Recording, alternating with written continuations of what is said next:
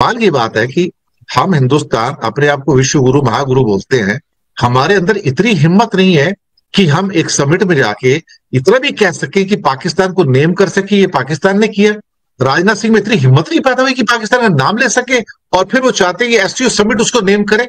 और दूसरा, राजनाथ सिंह पहले बोले थे लाइन में, और पाकिस्तान के ख्वाजा आसिफ बाद में बोले। इन एक्चुअलिटी यहाँ सिस्टम क्या होता है ना, अल्फाबेटिकली चलता है, आपको पता ही है। तो आई हमेशा पी से पहले आ जाता है। तो अल्फाबेटिकली जो सारा का सारा सिस्टम होता है वो अलग किस्म का होता है, तो उसमें किसी को कोई आपत्ति नहीं होती। अब कोई पीछे आ गया, किसी कंट्री का नाम पीछे आया तो कोई क्या कर सकता है। बेलारूस बी में आएगा तो पहले आ जाएगा उसमें। तो इस ढंग से ये सारे सिस्टम चलते हैं उसमें, तो अल्फाबेटिकली उनको लिया जाता है। अब उसमें पहले ख्वाजा आसिफ बाद में बोले, वो इंडिया के बारे में कुछ बोले तो राजनाथ उसको फिर खड़े होकर जवाब देना चाहते थे, वहां पे स्पीच देके, तो उसको चाइना ने मना कर दिया, दोबारा स्पीच नहीं अलाउड है भैया, परंपरा नहीं है। एक ही बार जो स्पीच में बोला था आपने बोल लिया, धंधा खत्म हो गया।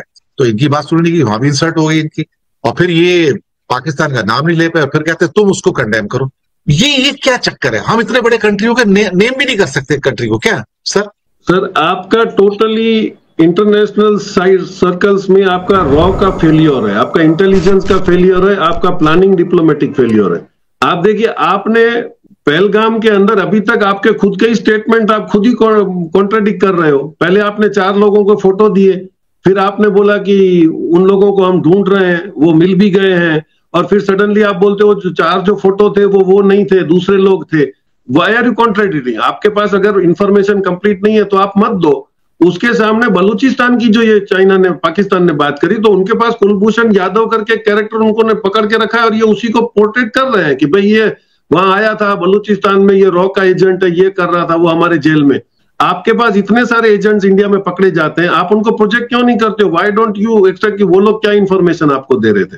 तो आप डर किस बात से हो? जब आप पाकिस्तान का नाम लेने से डर रहे हो, तो आप उसके एजेंट से इंफॉर्मेशन जो एक्सट्रैक्ट करते हो वो आप क्यों नहीं पब्लिक को बताते हो?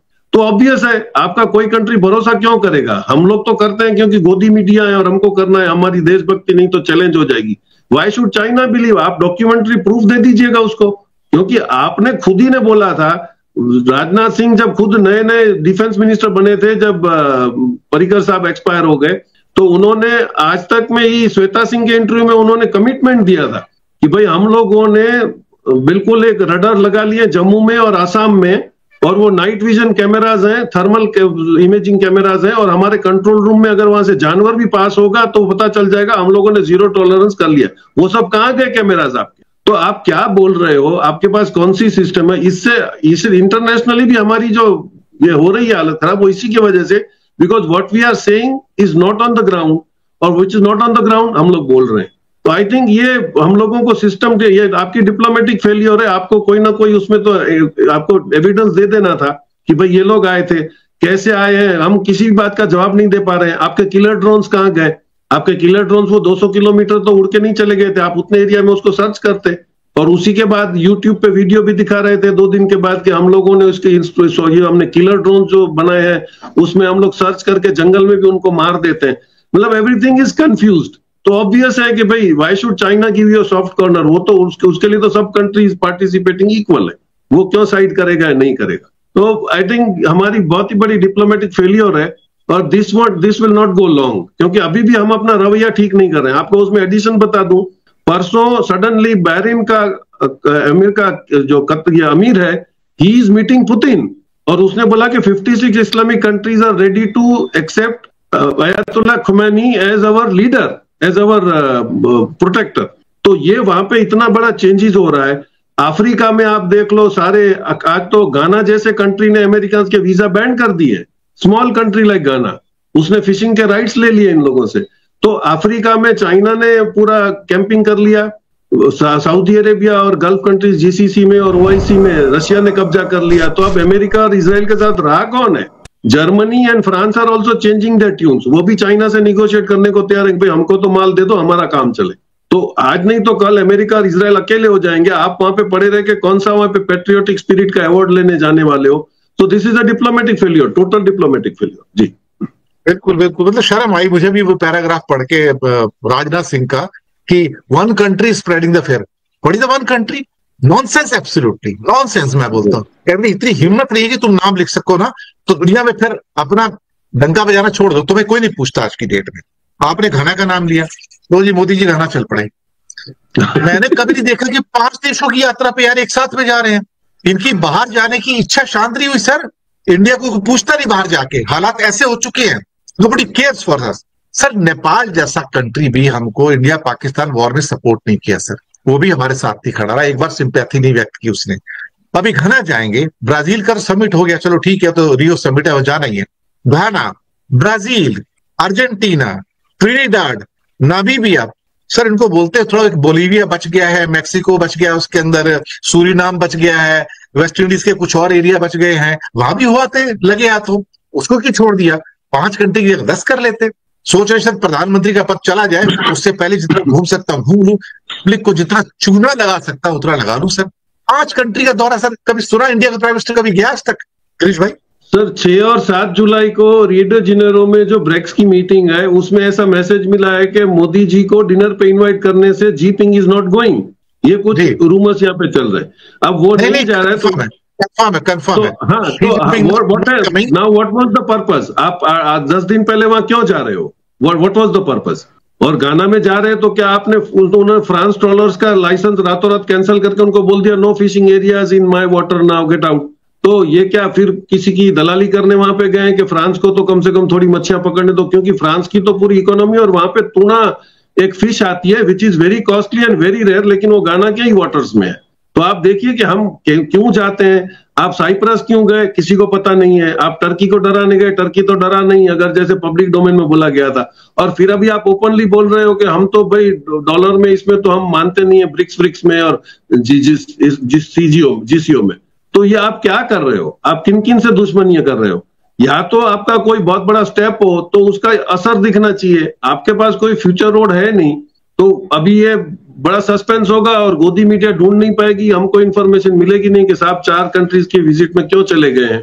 सर ये चाइना ने, आपने रेयर अर्थ की बात की, चाइना ने रेयर अर्थ तो बंद किया, ओपन ही नहीं किया अभी तक। तो हमें तो मतलब हम तो क्या ढक्कन लगा के बैठे हुए हैं। लेकिन अब खबर आई, मैंने उस पर एपिसोड भी किया सर, पिछले 2.25 महीने से चीन ने हमारा सुपर स्पेशलाइज्ड फर्टिलाइजर बंद कर रखे हैं, एक दाना नहीं भेजा सर इसने। और हमने पिछले साल सर 6 महीने के अंदर 2024 में करीब 1,60,000 टन वो फर्टिलाइजर मंगाया था। सुपर स्पेशल होता है सर, उसको कुछ liquid fertiliser, nano fertiliser, super customise fertiliser बोला जाता है। वो इंडिया में क्या है ना कि कम मात्रा में चाहिए, इंडिया में 2-2.5 लाख टन चाहिए, तो ये लोग बनाते नहीं कोई भी। ऐसा नहीं कि टेक्नोलॉजी नहीं मालूम इंडिया को, उनको मालूम बनाने को आता है, लेकिन बनाते नहीं है। अब 2-2.5 महीने से बंद कर रखा है, हमारे पास फर्टिलाइजर नहीं है। अब वो कई क्रॉप्स जो है उसकी वजह से सफर कर रही है। कहते हैं लगातार रिक्वेस्ट कर रहे हैं। हमारी तो ऐसी हालत होगी कि हम इतने ज्यादा ओवर डिपेंडेंट हो गए चाइना के ऊपर, हम कुछ बनाना ही नहीं चाहते सर, हम कुछ बनाना ही नहीं चाहते, ये हमारी हालत हो गई है। फर्टिलाइजर जैसी चीज भी हम चाइना से भर भर के इंपोर्ट करते हैं। ये कोई ऐसी चीज अपने कंट्री में नहीं बना सकते, मतलब लाने तक कई बार तो मैं सोचता हूँ गिरीश भाई। और ये अब तो 2.25 महीने हो गए, एक दाना इंडिया में नहीं आया, और लगातार सरकार को बोल रहे भैया मंगा दो, क्या हो रहा है? लेकिन कुछ नहीं, सब 5 साल से परेशान कर रहा है चाइना उस चक्कर में, लेकिन ये बनाते नहीं इंडिया में। जबकि इंडिया में Deepak fertiliser, Nagarjuna fertiliser, Paradip fertiliser, बड़ी बड़ी कंपनियां सर इंडिया में, लेकिन ये नहीं बनाते सर, और हमें इंपोर्ट करना पड़ता है। एक छोटा सा कमेंट लेते फिर अगले क्वेश्चन पे चलते हैं। आपने छेड़ दिया सर, आप रेवेन्यू में रहे हो। सबसे बड़ा अगर कोई स्कैम है इंडिया में इंपोर्ट का, दैट इज फर्टिलाइजर। यस 13,000 रुपया पर टन आता है, 2,000 रुपया किसान से लिया जाता है, 11,000 पर टन वो चैनलाइजर एक ही है जो फर्टिलाइजर कंपनीज को उसका ये आप सब्सिडी दे रहे हो। तो जब कंपनियों को बैठे बैठे 11,000 मिल रहा है बगैर प्रोडक्शन के, तो वो क्यों चाहेंगे प्रोडक्शन बढ़ा के इंपोर्ट का बिल खत्म करें? This is the biggest scam. कोई भी गवर्नमेंट बंद नहीं करेगी फर्टिलाइजर इंपोर्ट, क्योंकि यही हो। अब 13,000 में से अगर 2,000 ही किसान को देना है और 11,000 हमको बैठे बैठे मिल रहा है, गवर्नमेंट दे रही है, उसका आउटकम क्या है नोबडी नोस। नहीं तो इतना नहीं, आज इफ्को, क्रिप्को, नागार्जुना सबके पास कैपेसिटी है प्रोडक्शन की, वो बढ़ा सकते हैं। लेकिन I don't know, they are not doing, because ये बहुत इजी अर्निंग जो फैसिलिटी आपने दे रखी है, और उसमें आप अगर ढूंढिएगा तो चैनलाइजर्स जो फर्टिलाइजर के इंपोर्टर्स हैं वो फिक्स ही हैं कितने सालों से। वो मार डालूंगा, दे दो मेरे को तो मार दूंगा। तो अभी तो मार खाया तूने इतना सारा। 39,000 एप्लीकेशन आ गई 2 दिन में, 48 आवर्स में, मुआवजे की, क्लेम की। 31,000 लोगों के घर बर्बाद हो गए, टूट के 31,000 घर बर्बाद हो गए। 3,500 मोटा मोटा कारें बिल्कुल बर्बाद हो गई इजराइल की, उसके क्लेम आ गए। 4,500 मशीनरीज फैक्ट्रियों की बर्बाद हो गई, उसके क्लेम आए। सिर्फ 48 आवर्स के अंदर 39,000 क्लेम्स आए हैं सर, ये इजराइल की गवर्नमेंट ने कहा है। इंश्योरेंस कंपनी बैंकरप्ट हो गई सर। $3 बिलियन का मिनिमम लॉस कह रहे हैं कि मतलब $3 बिलियन मतलब 25,000 करोड़ का मिनिमम लॉस हो चुका है। ये मतलब प्रॉपर्टी सब मिला के ये इनिशियल एस्टिमेट है कल का, 25,000 करोड़ का लॉस हो चुका है और ये लॉस और बढ़ सकता है। तो इसको इतनी आग क्यों लगी हुई है नेतन्याहू को दोबारा से अटैक करने की? मेरे को 400 किलो दो, 400 किलो दो, मैं तुमको बनाने नहीं दूंगा। अबे तू किसी का बाप लगता है? कौन लगता है? तू कैसे नहीं बनाने देगा? खुद 90 लेके बैठा है, तू कैसे नहीं बनाने देगा? तू होता कौन है? लेकिन वो जंग के बिना जिंदा नहीं रह सकता ना, क्योंकि अदालत ने उसका जो केस आगे कर दिया और वो कहता था इसे एक्सटेंड कर दो, 1 साल आगे करो, अब मैं देश की सेवा कर रहा हूं। तो कहता, जज ने पता क्या कहा उसको? तो क्या हम क्या कर रहे हैं यहाँ पे बैठ के? तो तुम क्या समझते हो कि देश तुम्हारे बिना चल नहीं सकता क्या? ये कहा है जज ने कि तुम क्या समझते हो देश नहीं चल सकता तुम्हारे बिना, और भी लोग हैं देश चलाने वाले। तो ये चक्कर हुआ, तो ये जेल में चक्की पीसेगा जाके। इसके ऊपर धोखाधड़ी के, करप्शन के चार्जेस है सर। लेकिन ये अटैक करने के चक्कर में अमेरिका के साथ मिलकर फिर से, मतलब डैडी, आजकल वो डैडी बन गए ना, आजकल डैडी टर्म बहुत आ रही है। तो एक छोटी टिप्पणी प्रोग्राम खत्म करेंगे सर। सर, बिल क्लिंटन का अभी एक इंटरव्यू वायरल हो रहा है, उसने बोला कि इसको युद्ध करना ही पड़ेगा, नहीं तो ये सत्ता में रहेगा नहीं। So this is it's compulsion for Netanyahu that he should carry on with the war here और there, otherwise he will not be in the power. और वो आप देखिए तो अब आपका लोकेशन खत्म हो गया। पुतिन ने आपको धमकी दे दी है, क्योंकि बुशर में जो उनका पावर प्लांट 3,000 मेगावाट का बन रहा है, 1,000 का बन गया है। That is just 300 kilometres away from Abu Dhabi and Qatar. तो वहां पे अगर तुम कुछ भी करते हो और उसमें वो डर रहेगा कि रेडिएशन अगर निकल के गया तो nobody is going to support you. लेकिन उसको वो युद्ध का एटमॉस्फेयर बना के ही रखना पड़ेगा, नहीं तो पब्लिक उसको ही खत्म कर। लेकिन वो ये नहीं बता रहा है कि कितने लोग इजराइल छोड़ के चले गए हैं। Most of the people, 50% is vacant now. वो फ्लाइट के अंदर के फोटोज आ रहे हैं कि ऐसे मारे मारे भाग रहे हैं, एयरपोर्ट पूरा फुल है, पीपल आर रनिंग आउट। क्योंकि उन्होंने कभी इतना बड़ा नुकसान देखा ही नहीं। उनको ऐसे लगा हमको तो कोई गोली भी नहीं मार सकता है। उसकी जगह पे आपके पूरा टेल अवीव को ही उसने खत्म कर दिया, आपका पोर्ट खत्म कर दिया, आपका हाइफा खत्म कर दिया। So now they are looking at it. और अभी आप देखिए तो ईरान वी आर सॉरी, ये वो ऐसे सारे वीडियो जो क्रॉप हो किया पता नहीं कैसे, लेकिन आ रहे हैं। पब्लिक ओपिनियन इजराइल के खिलाफ 95% हो गया, हमने यूएन में भी देखा है।